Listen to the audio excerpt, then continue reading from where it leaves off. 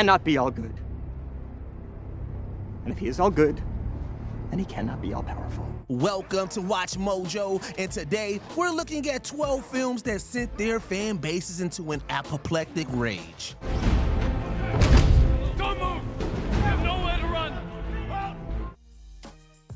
Star Wars: The Last Jedi. As one of the most popular franchises of all time, Star Wars has a tall order in terms of fan expectations. And as the highest grossing film of 2017, The Last Jedi certainly had folks in their seats. However, a vocal sect of the fandom felt highly dissatisfied with the film.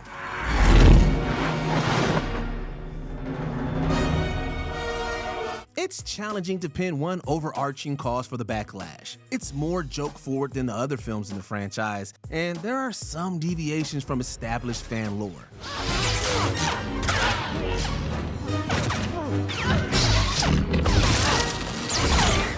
But notably, the portrayal of Luke Skywalker as a more flawed and cynical older man as opposed to the bold hero the audience is accustomed to didn't sit right with many. Mark Hamill himself even expressed his frustration at the film's take on his iconic character.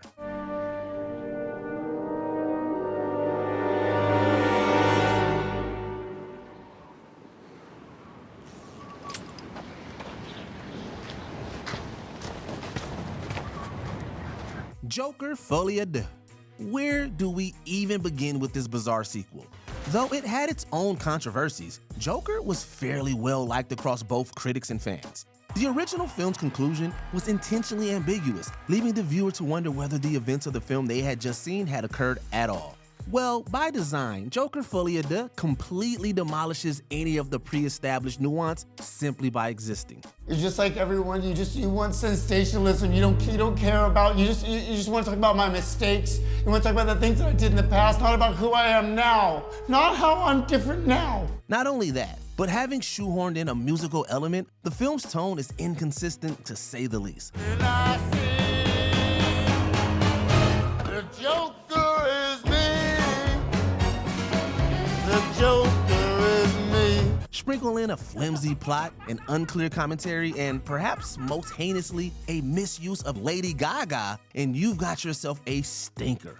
All we had was the fantasy, and you gave up. We were never going anywhere. Percy Jackson franchise.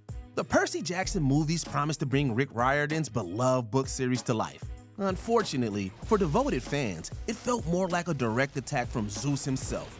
The films completely missed the mark. You're wise to betray your father. They aged up the characters, likely for practical production reasons, and cut major plot points. The result turned a rich world of Greek mythology into a generic fantasy slog. Logan Lerman and Alexandra Daddario did their best, but even they couldn't save a script that ignored the book's heart and humor.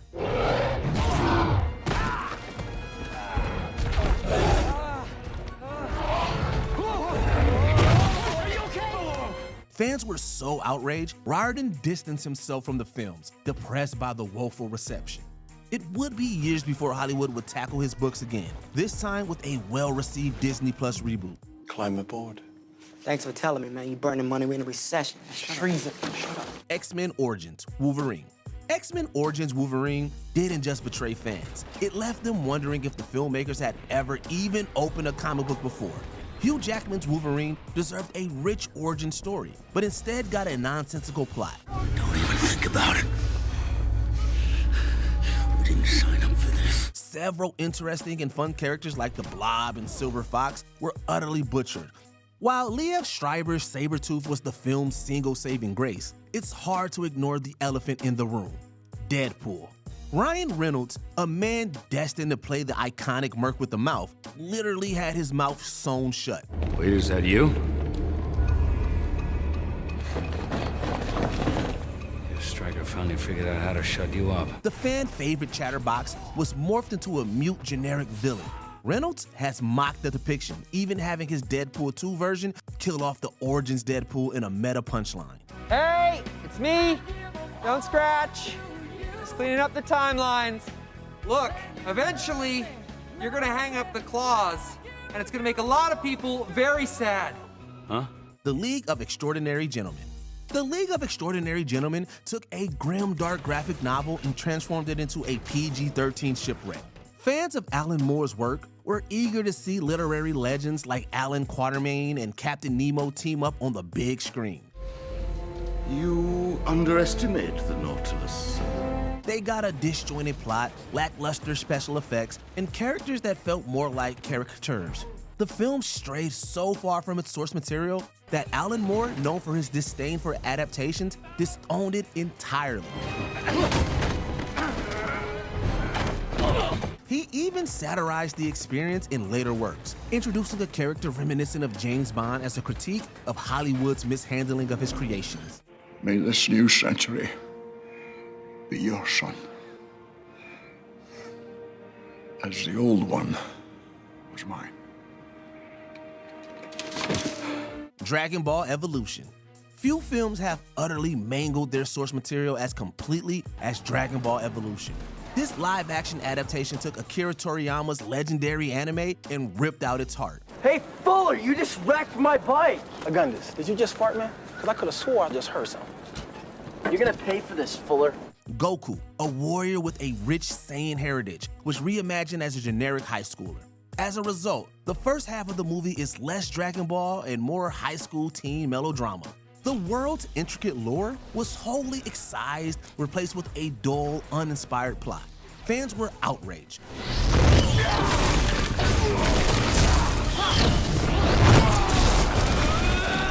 Toriyama himself expressed frustration, later returning to the franchise to oversee its revival with Dragon Ball Super. This movie is a cautionary tale about what happens when Hollywood ignores the spirit of its source material. Well, it was dark and confusing. I wasn't holding back. The Dark Tower. Fans of Stephen King's magnum opus Dark Tower series agree. The creators of the film forgot the faces of their fathers. The books are an epic story spanning the length of King's career, hitting every genre from Western to science fiction. The rights to the books changed hands multiple times over the years. J.J. Abrams had them for a while, as did Ron Howard. But the man in black has his soul in his pocket, and his heart's consumed by vengeance. He's not a gunslinger. Not anymore. There was talk of a TV series, film series combo, all dying in development hell. It eventually fell into the lap of Danish filmmaker Nikolai Arcel. Some racist fans unfortunately complained about Idris Elba's casting as the lead. We lost. Not while the tower still stands. Not while you still stand. The bulk of the complaints, though, were about the soulless end product that bore little resemblance to the beloved series.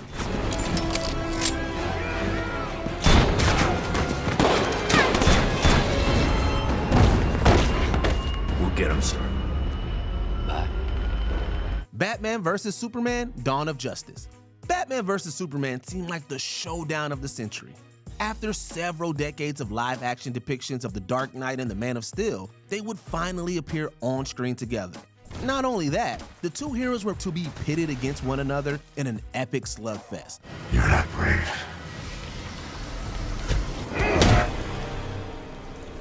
Men are brave.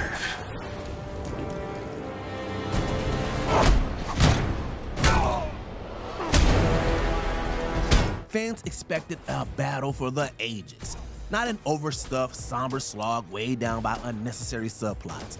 The final nail in the coffin? The resolution of their conflict hinged on the revelation that both heroes' mothers were named Martha.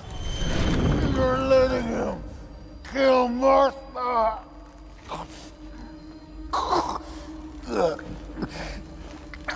What does that mean? This baffling twist turned a potentially gripping climax into a punchline, leaving fans disgusted. Save Martha! The Predator. Decades of sequels and reboots failed to capture the magic of 1987's Predator. Heck, fans would have even appreciated something as solid as Predator 2. When Shane Black, who had a role in the original, took the helm, fans were excited about the possibilities of the Predator.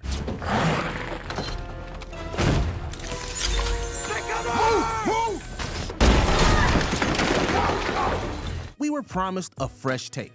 We were delivered a chaotic mess. The film's tonal inconsistency, cringeworthy attempts at humor, and overcomplicated plotline felt more like a parody than a continuation.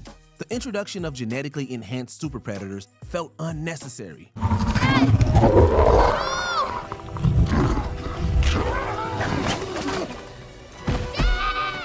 Worse, the ending, meant to set up sequels, was equal parts baffling and ridiculous. What should have been a thrilling return to form became an unrecognizable shadow of the franchise's former glory. What the hell is that? That's my new suit, Bubba. Hope they got into 42 long. Superman 4: The Quest for Peace. Superman 4: The Quest for Peace is less a superhero epic and more a cinematic cautionary tale. This clumsy attempt to tackle nuclear disarmament is riddled with laughable special effects and atrocious dialogue. I'm sorry, Lois, but an emergency's come up. I'll have to go. My apologies to Miss Warfield. Oh, Superman! Take me with you! I can cover the story! Struggling under a slash budget, the film offered a paper-thin plot centered around the creation of an absurd villain, Nuclear Man. Even Christopher Reeve's earnest performance couldn't save this rushed, low-budget disaster. I know I'm forbidden to interfere. The film's poor reception marked a low point for the Man of Steel, leaving fans yearning for the glory days of Richard Donner. What could have been a meaningful final turn for Reeves in the red cape was instead an unmitigated disaster. Superman wouldn't return to the silver screen for nearly another 20 years. Well, once more, we've survived the threat of war and found a fragile peace. I thought I could give you all the gift of the freedom from war, but I was wrong. It's not mine to give. Cats. Cats was a film that literally nobody wanted. Adapted from Andrew Lloyd Webber's beloved musical, the movie faced an immediate backlash for its unnervingly surreal CGI. The digital fur technology was the stuff of nightmares.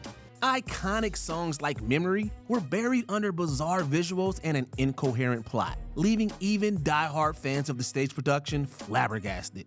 Memory, turn your face to the moonlight. Adding to the chaos, the film was released unfinished, with errors like unrendered effects and visible human hands. Universal had to issue a patch after its premiere. Going to the ball.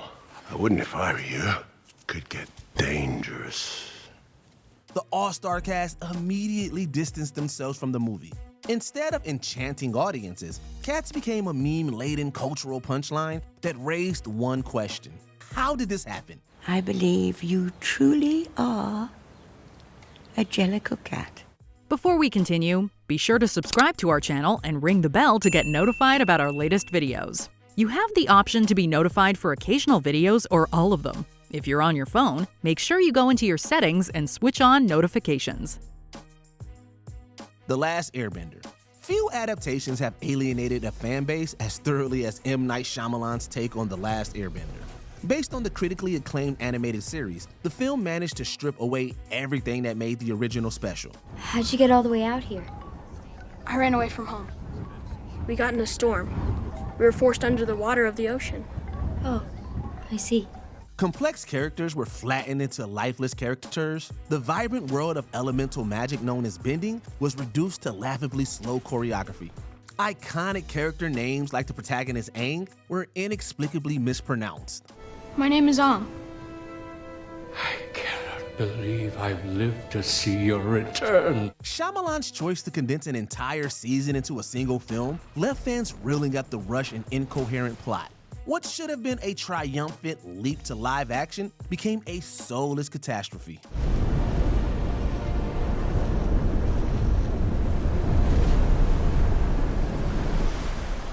Did this list betray you by omitting any cinematic abominations that broke your heart? Let us know in the comments down below. It ain't the way I wanted it! I can handle things, I'm smart! Did you enjoy this video?